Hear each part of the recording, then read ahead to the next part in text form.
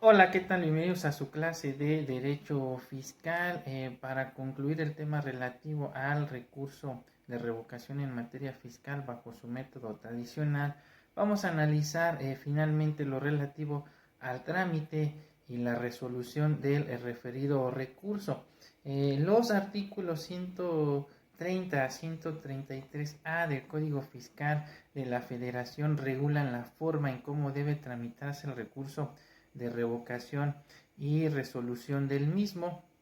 De esta forma, el artículo 130 del ordenamiento legal en comento regula todo lo relativo a las reglas para el ofrecimiento de la prueba y la valoración de las mismas dentro del recurso de revocación.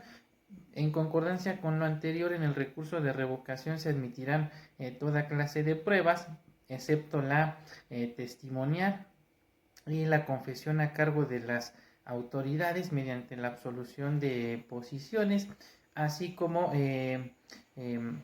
no se considera comprendida en esa prohibición la petición de informes a las autoridades fiscales respecto de hechos que consten en sus expedientes o de documentos agregados a ellos. Los recurrentes podrán ofrecer pruebas supervenientes siempre que no se haya dictado la resolución del recurso de revocación. Cuando el recurrente anuncie al presentar su recurso que exhibirá las pruebas adicionales en los términos previstos por el último párrafo del artículo 123 del Código Fiscal de la Federación, tal y como ya lo habíamos comentado, este tendrá un plazo de 15 días para presentarlas, contados a partir del día siguiente al que hizo dicho anuncio. La autoridad que conozca del recurso de revocación podrá practicar las diligencias que considere para mejor proveer a fin de tener un mejor conocimiento de los hechos controvertidos, por lo que podrá acordar la exhibición de cualquier documento que tenga relación con los hechos, así como podrá ordenar la práctica de cualquier diligencia. Por otra parte, cabe precisar que hará prueba plena la confesión expresa del recurrente, las presunciones legales que no admitan prueba en contrario, así como los hechos legalmente afirmados por la autoridad en documentos públicos, incluyendo los digitales. Pero si en los documentos públicos citados se contienen declaraciones de verdad o manifestaciones de hechos de los particulares, los documentos solo harán prueba plenamente de que ante la autoridad que los expidió se hicieron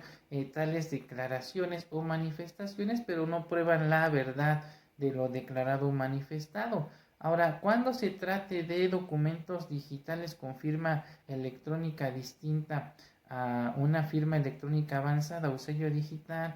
para su verificación deberá estarse lo dispuesto por el artículo 210A del Código Federal de Procedimientos Civiles, por lo que para valorar la fuerza probatoria de la información contenida en tales documentos digitales, se estimará primordialmente la fiabilidad del método en que haya sido generada, comunicada, recibida o archivada, y en su caso, si es posible atribuir a las personas obligadas el contenido de la información relativa y ser accesible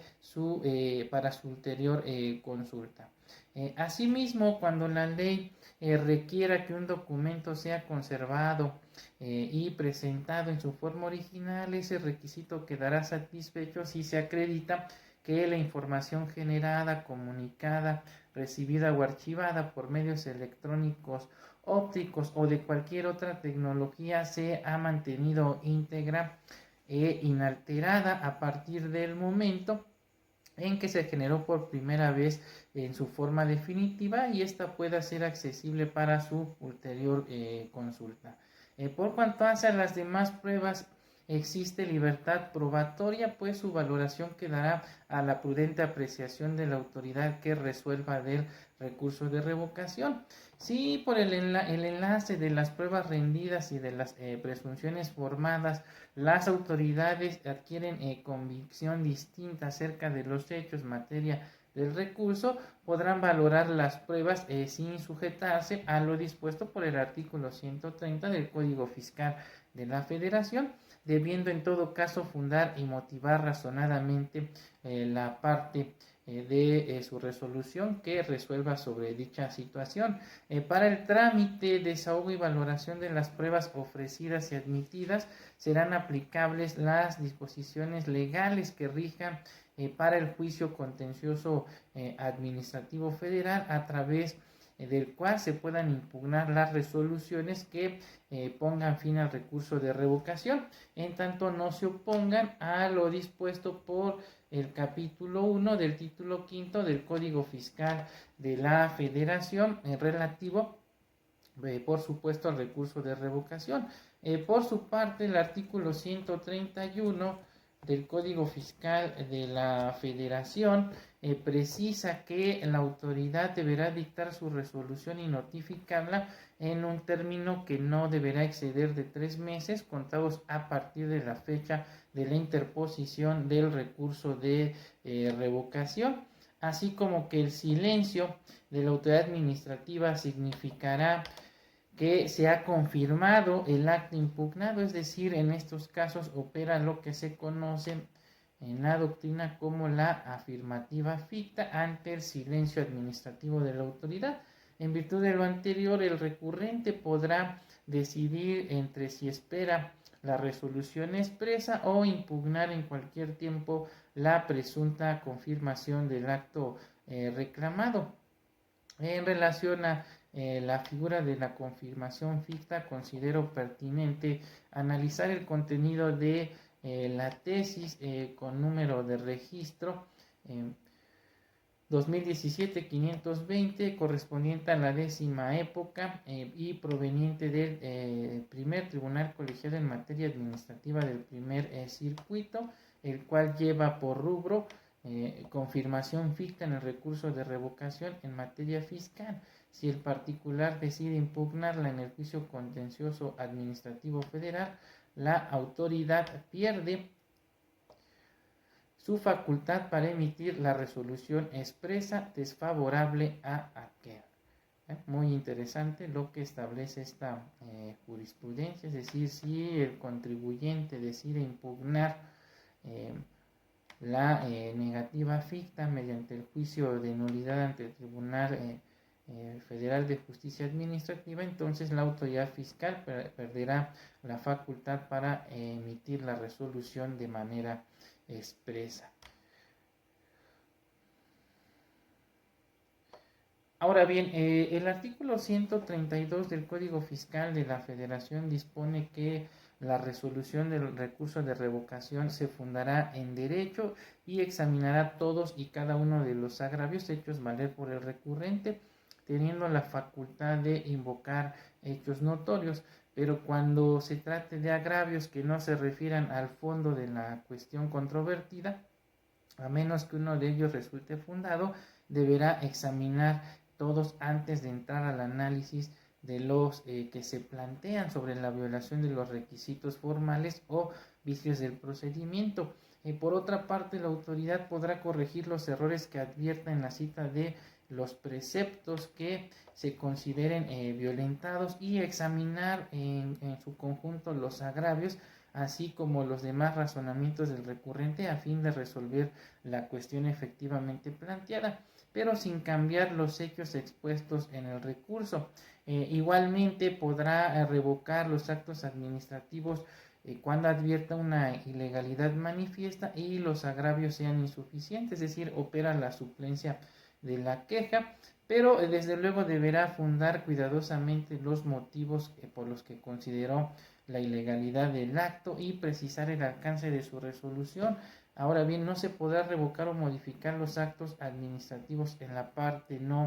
impugnada por el recurrente, es decir, por una parte opera el principio de suplencia de la queja y por otro opera el principio de estricto derecho.